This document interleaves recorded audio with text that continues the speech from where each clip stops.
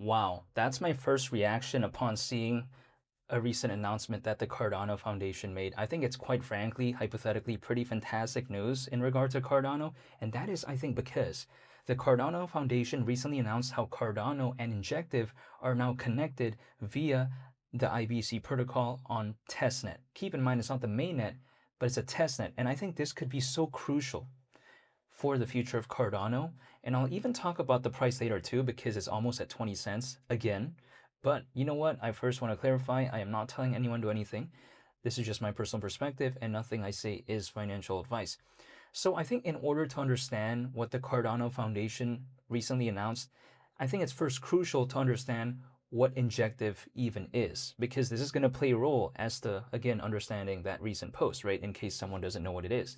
Now, Injective, it's a layer 1 blockchain, but not only that, Injective is a Cosmos-based blockchain. Now, people may be wondering, okay, why does this even matter? Well, we have to learn about the history a little bit when it comes to Cosmos, because there's a toolkit which is called the Cosmos SDK. SDK stands for Software Development Kit. Now, here's where things get a little bit more cooking, because what this does allow to happen is for application-specific blockchains to be built. Case in point, there's currently over 50 Cosmos-based blockchains so far historically. Not only is there Injective, but ever heard about the BNB chain? Ever heard about Chronos? Ever heard about Kava? And also, ever heard about Luna Classic? You know, I mean, I get it. Luna Classic may not be the greatest example of what a Cosmos-based blockchain could be historically, but need I say, the resume is pretty impressive.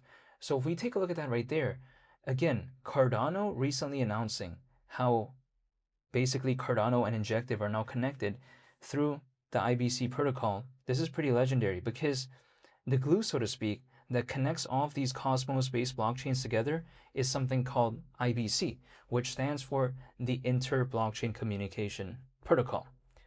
Keep in mind, any blockchain out there that has IBC enabled can easily interact with any other blockchain out there that does have IBC enabled. So what this does allow for Cardano to do is to kind of tap into a certain aspect, in a sense where if I take a look at it, arguably, right, I would say that when it comes to Cosmos, it's very popular because it uses IBC as its native interoperability layer.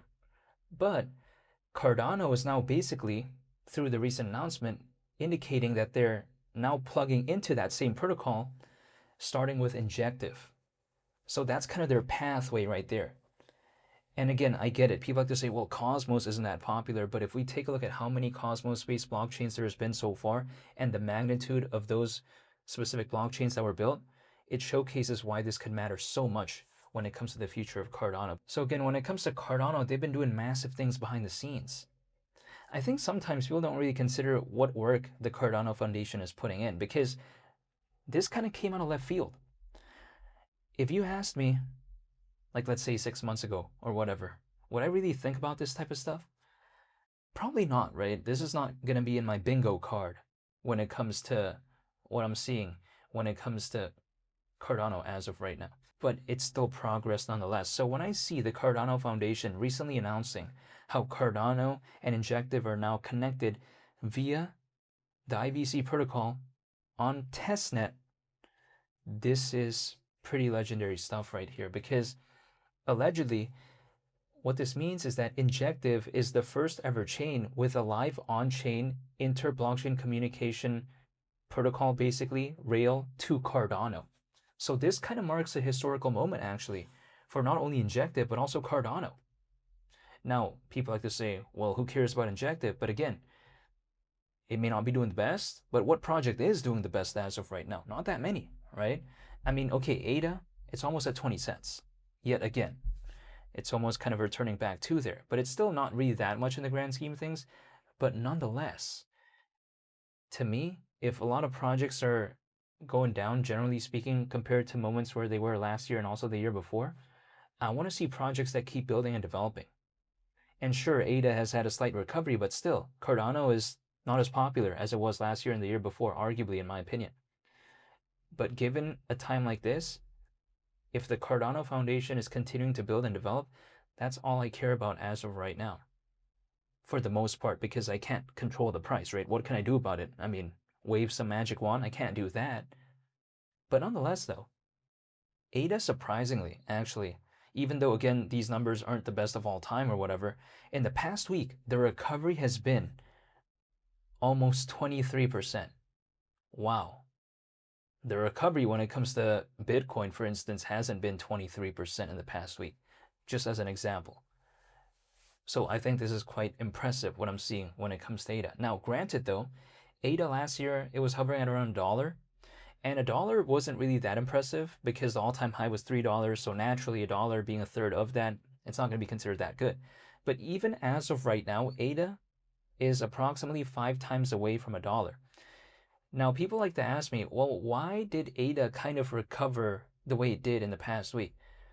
Now, I think there's a whole host of reasons. Like, for instance, I think it's probably because the Cardano Foundation keeps appearing in many events.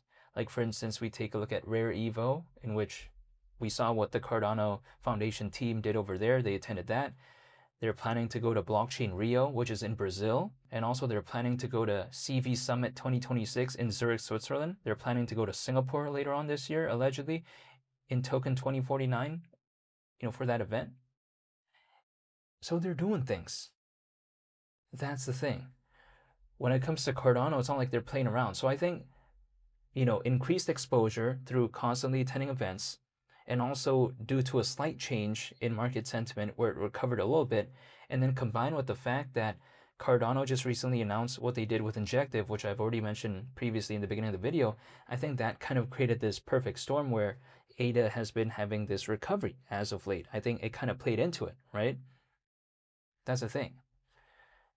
So I think it's pretty cool. Now, I think this, if anything, showcases a taste, maybe, just because given the market conditions not being the best, given the sentiment as of right now when it comes to Cardano, just even slight news like that, and even just a slight recovery, ADA moved around 22% in the past week. So imagine what that would look like if that was actually a hypothetical altcoin season, or if, let's say, the market really recovered really amazingly. That figure right there, around 22% movement in the past week, sometimes that could look so minuscule compared to a time when the market is actually doing really fantastic. So again, sometimes I just think this might be hypothetically a taste. And why would it not be, in my opinion, just personally for me, even though I'm not telling anyone to do anything, just because this is still around 5 times away from $1. Like $1 last year wasn't even that good. But again, we're so low compared to that. However, I digress.